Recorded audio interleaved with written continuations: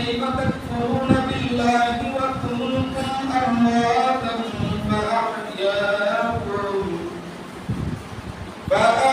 فأحياكم ثم يميتكم ثم يحييكم ثم إليه ترجعون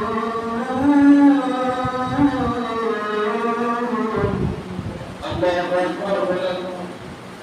আল্লাহ বলেন বান্দা কাইফা তাকফুরুনা বিল্লাহ আমি আল্লাহ তোমাকে যে নিয়ামত দান করলাম বান্দা তুমি কিভাবে আমি আল্লাহর নিয়ামতের অস্বীকার করো অকৃতজ্ঞতা প্রকাশ করো কুনতুম বান্দা তোমরা একটা সময় মৃত ছিলে তোমাদের কোনো নাম নিশানা ছিল না তোমাদের কোনো অস্তিত্ব ছিল না আমি আল্লাহ পাক আমি তোমাকে অস্তিত্বহীন থেকে অস্তিত্ব দান করলাম অস্তিত্ব শুরু দিলাম না হায়াতুন আমি আল্লাহ বান্দা তোমাদেরকে একটা সুন্দর জীবন ব্যবস্থাপনা করে দিলাম এরপর আল্লাহ পাক বলেন বান্দা আমি আল্লাহ তোমাকে দুনিয়ার জমিনে পাঠানোর পর তুমি দুনিয়াতে আসলা খাইলা পাইলা আনন্দ করতে করলা আর বলে যাইলা বান্দা মনে করছো এটাই বুঝি দুনিয়া বান্দারে না আল্লাহ পাক বলেন এই দুনিয়ার জিন্দেগিতে এই পর্যন্ত শেষ হয়ে যাবে না আল্লাহ তাআলা বলেন মা'আয়াতুন আমি আল্লাহ তোমাদেরকে জীবন দেওয়ার পরে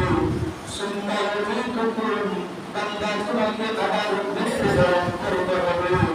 আল্লাহ তাআলা আরেক জায়গায় বলেন কুল্লু নাফসিন যায়িকাতুল মাউত প্রত্যেকটা প্রাণীর মৃত্যুর স্বাদ গ্রহণ করা লাগবে দুনিয়ার জমিনে আজ পর্যন্ত এমন কোনো ডাক্তার এমন কোনো বিজ্ঞান এমন কোনো আবিষ্কারক আজ পর্যন্ত মরণ থেকে বাঁচার কোনো ঔষধ তৈরি করতে পারে নাই তুমি যত বড় বাদশাহ হও যত বড় ক্ষমতাবান হও যত বড় টাকাওয়ালা হও তোমাকে মৃত্যুর স্বাদ গ্রহণ করা লাগবে তুমি আর কেমন বাহাদুর তোমার থেকে খারাপ কন্যা হাতের ছিল না তোমার থেকে সাবধান কন্যা হাতের ছিল না তোমার থেকে কারণ কন্যা হাতের ছিল না তুমি কত টাকার মালিক হয়েছো কারণের ইতিহাস করিয়া দেখো কারণের যে সম্পদ ছিল এই সম্পদের গোড়ানের চাবি গ্রহণ করার জন্য 70টা রূপের প্রয়োজন হইত 70টা রূপ লাগতো শুধুমাত্র তার সম্পদের গোড়ানের তারা চাবি গ্রহণ করার জন্য আর তোমার আমার সম্পদের চাবি গ্রহণ করার জন্য কয়টা রূপ লাগে একটা প্রয়োজন তো মাঝে মাঝে বুঝাই পাওয়া যায় না কি না বলেন